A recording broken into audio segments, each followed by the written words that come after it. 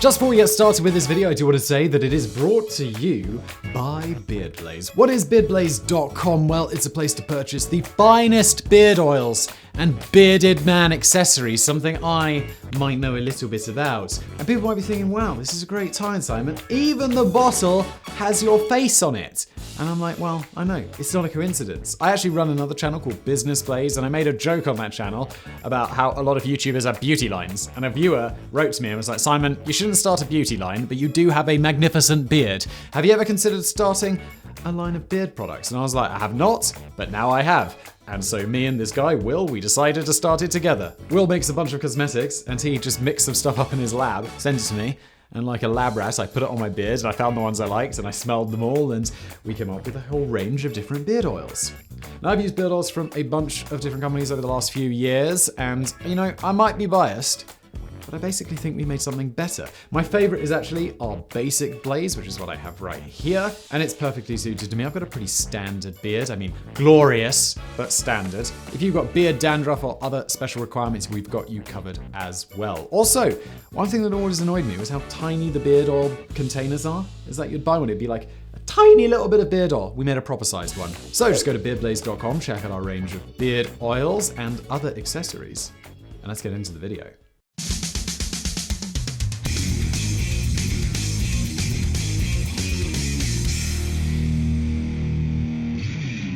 Mega projects are often designed to provide a sense of wonder. Colossal constructions, dazzling speeds, and savagely impressive weaponry. We've seen all of that on this very channel, but this is not that story. For 1 week in April 1970, the world held its breath as NASA attempted the seemingly impossible. What played out during those harrowing days was nothing short of extraordinary, as the crippled Apollo 13 spacecraft was successfully brought home after slingshotting around the moon. The story has, of course, been immortalized on the silver screen, with Tom Hanks uttering the now immortal words, "Houston, we have a problem." And aside, I saw this movie last week somehow. Entirely a coincidence. And a quick fact about that line before we move on, it wasn't quite what was said. The sentence from Apollo 13 was actually, "Houston, we've had a problem." Minor semantics, I know, but we do like to set the facts straight here on mega projects. But vocabulary aside, it was absolutely a hell of a problem. If for some unbelievable reason you've never heard about this story, then you're in for an absolute treat. This is a real-life story that reads better than any Hollywood scriptwriter could possibly muster. A tale that has everything: failure, success, ingenuity, and plenty of nail-biting drama. But if you haven't seen Apollo 13, the movie with Tom Hanks, it's wild. It's so, I mean, no one disagrees with this. Didn't it win like 100 Academy Awards?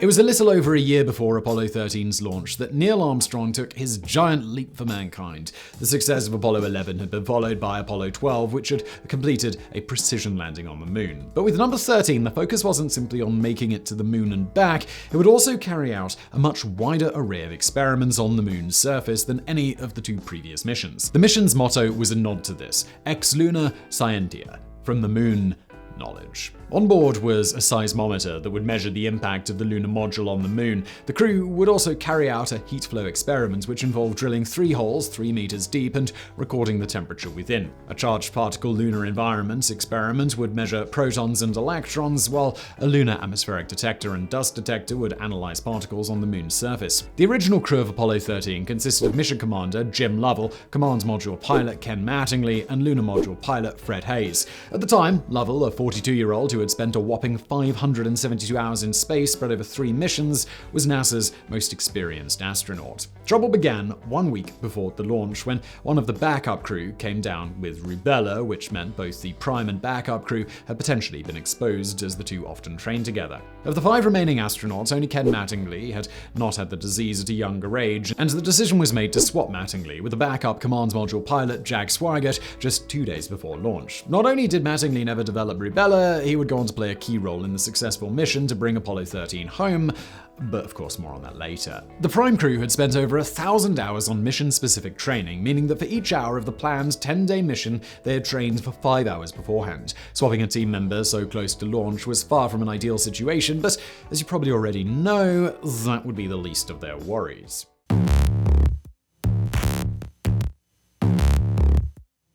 Apollo 13 blasted into the sky at 2:13 p.m. on April the 11th, 1970, but almost immediately, the carefully planned mission began to go awry. The Saturn V rocket that accompanied Apollo 13 came with 3 burn stages. The first stage was scheduled to burn for 168 seconds before detaching and falling back to Earth. The second stage would burn for 360 seconds, and the third stage would fire on 2 separate occasions, the first for 165 seconds and the second for 335 seconds. Everything seemed fairly normal until the second burn cut out roughly 2 minutes early because of pogo oscillations, which is a wonderfully descriptive phrase that basically means extreme vibrations. Thankfully, the third stage and the onboard engines were able to burn for longer to compensate, and remarkably, Apollo 13 entered a parking orbit in space close to where it should have been. A post-flight analysis found that the second stage had been just 1 cycle away from catastrophic disaster, so I suppose rather strangely they were a little lucky during the opening act of this epic tale. A thorough diagnostic check was carried out over the next 2 hours as per normal before Apollo 13 fired its third stage for the last time, putting the spacecraft on its translunar injection, the path to the moon. Shortly after the TLI, Swigert successfully carried out the transposition maneuver, which involved the Command Service Module, CSM Odyssey, docking with the lunar module, LEM Aquarius, and the third stage of the Saturn V rocket detaching, after which it was directed towards the moon, where it later crash-landed. Despite the incident with the second stage during launch, Apollo 13 had successfully come through 2 of the most difficult stages of the entire mission. It was time for the astronauts to settle in for the 3-day trip to the moon. On the third day of the mission, the crew took part in a televised broadcast in which viewers were shown around the confines of Apollo 13. They didn't know it at the time, but none of the major channels back in the United States had chosen to air the broadcast. Apollo 11's historic journey had been just 9 months prior, but enthusiasm around the trips to the moon was already waning. Ironically, the events that were about to take place would catapult these astronauts onto television sets around the world and grip the American consciousness more than Apollo 11 ever had. Shortly after Lovell wished those back on Earth a pleasant evening and shut the camera off, Mission Control asked Swigert to stir the fans within the fuel tanks in response to an earlier malfunctioning sensor. This is a perfectly normal procedure and is typically done once a day, but on this particular day, it led to disaster.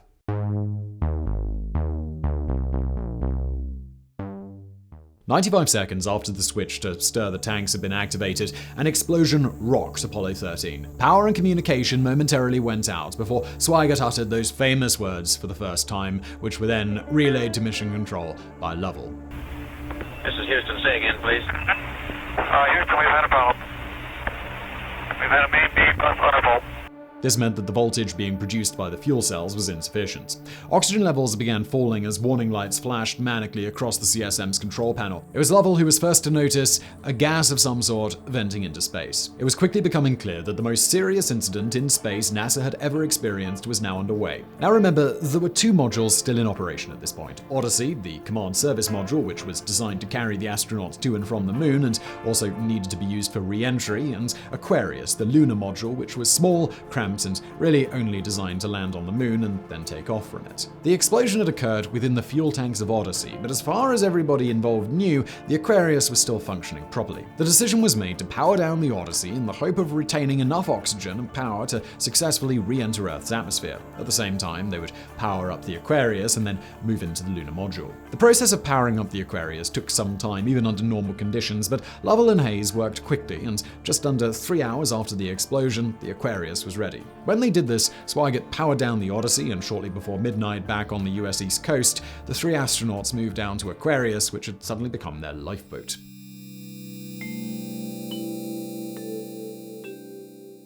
The immediate danger had passed, but the challenges facing the 3 men were enormous. There was the question of whether the spacecraft should be immediately turned around, a process known as a direct abort, or try to slingshot around the moon and return to Earth that way. Did they have enough oxygen? Could they get rid of enough carbon dioxide? Could the small Aquarius that had been designed to be used for 2 to 3 days be used for 4 or 5? There was little the astronauts could do at this point, but back at Mission Control, calls were going out to bring every available person in to help. The original mission objective had been scrapped. They were were no longer going to land on the moon. The only goal now was to bring the limping spacecraft and its 3 occupants home safely. The decision was made to slingshot around the moon. A direct abort would have required the use of the Service Propulsion System, SPS, on the Odyssey, a system that nobody could be sure had not been damaged during the accident. It was simply a risk they couldn't take, and the astronauts were informed that they needed to transfer the guidance system's orientation information from the Odyssey to the Aquarius. 61 hours and 29 minutes after takeoff, the descent propulsion system on board the Aquarius was fired for 34.23 seconds, which took Apollo 13 back on a return trajectory with an expected splashdown in the Indian Ocean 4 days later. It was the first of many difficult steps to come. As morning broke in the United States, news of Apollo 13's perilous situation was played out on TV and newspapers across the country. At 6:21 p.m. EST on the 14th of April, Apollo 13 disappeared behind the dark side of the moon, and communication with Mission Control was temporarily lost. We can only imagine how the astronauts must have felt staring down at the lunar surface as they passed over their planned landing site, Fra Mauro. But if there was a smidge of a silver lining, it was that Apollo 13 claimed the record for the furthest distance from Earth for a manned space mission at 400,171 kilometers, 248,655 miles, a record that still stands to this day.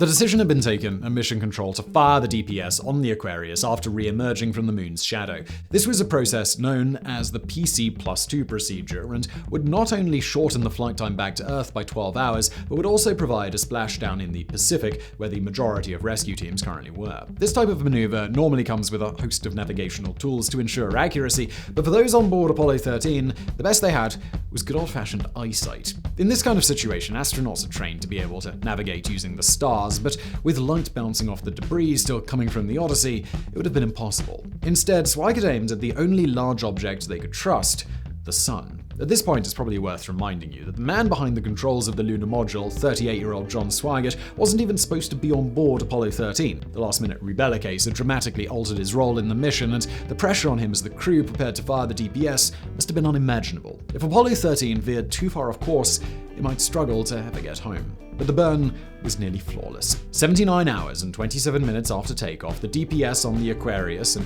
engine primarily designed to get astronauts down to the surface of the moon and then back up, was fired for 4 minutes and 23 seconds. The result was less than 30 centimeters, 1 foot per second, off the desired course. Considering the circumstances, it was as close to perfect as you were likely to get. Now that Apollo 13 was on a correct course for Earth, the crew shut down almost everything inside the lunar module to conserve power. Things were about to get very cold, but as it turned out, temperature would not be their biggest dilemma.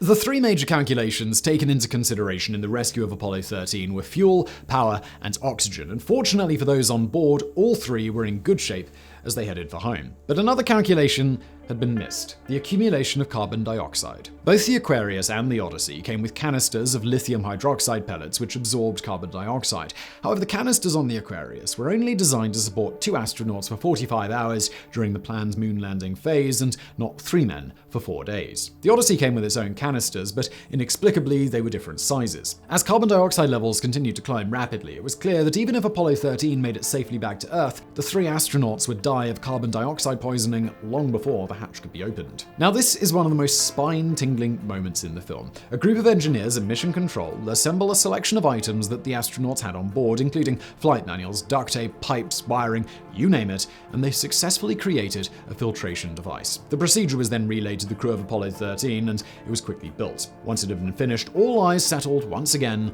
on the carbon dioxide gauge. It seemed to level off, and then it started falling. The device, known as the mailbox, had just saved their lives.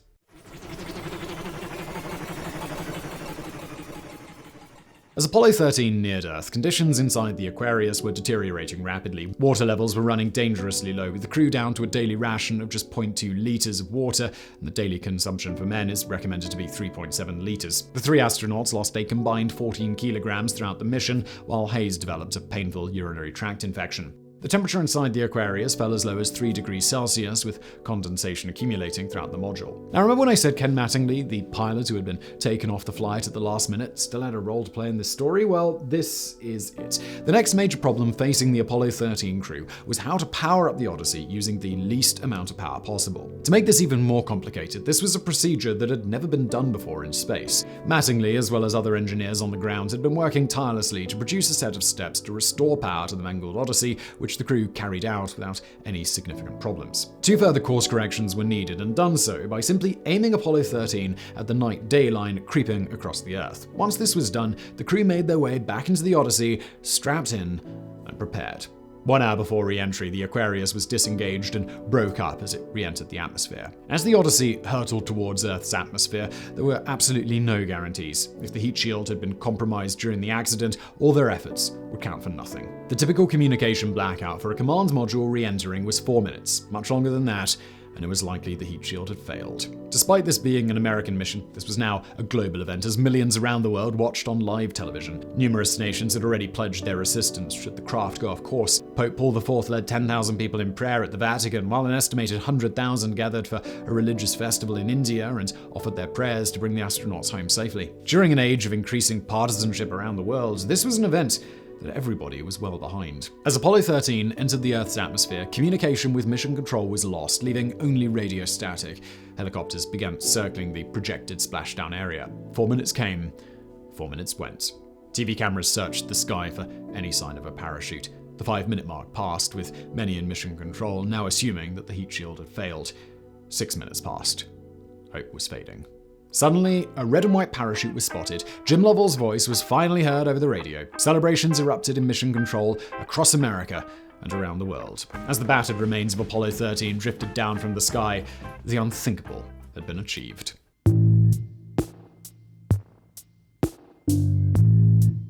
The cause of the explosion was later found to be down to a change in voltage on board that had occurred years before. The initial 28 volts had been increased to 65, but unfortunately, not everybody got the memo. The manufacturer of the thermostat located inside the oxygen tanks had not been informed of the change. To compound this, the tank itself had been dropped 2 years prior and damaged, a fact that didn't become clear until much later. During a pre-flight test, the temperature inside of the tank caused the thermostats to weld shut, which again was missed. Once the tanks were stirred, the temperature reached over 500 degrees Celsius and ignited the insulation inside, causing the fuel cell bay to quickly fill with gaseous oxygen and combustion products, leading to the explosion. It had been a harrowing, terrifying, yet glorious tale. From the resilience of those on board to the incredible ingenuity of the engineers on the ground, the story of Apollo 13 is one of those captivating dramas that holds you transfixed until the very end. The successful return of Apollo 13 after such a series of unfortunate events was always made for Hollywood. The rejoicing seen around the world eclipsed other major events, including the landing of Apollo 11. Jack Gould of the New York Times said famously that Apollo 13's flight, which came so close to tragic disaster, in all probability united the world in mutual concern more fully than another successful landing on the moon would have. So I hope you found that video interesting. If you did, please do hit that thumbs up button below. Don't forget to subscribe. Also, please do check out beardblaze.com if you're looking to get a little bit of extra care for your beard. If you've got a suggestion for a future mega projects, let me know in the comments below. Thank you for watching.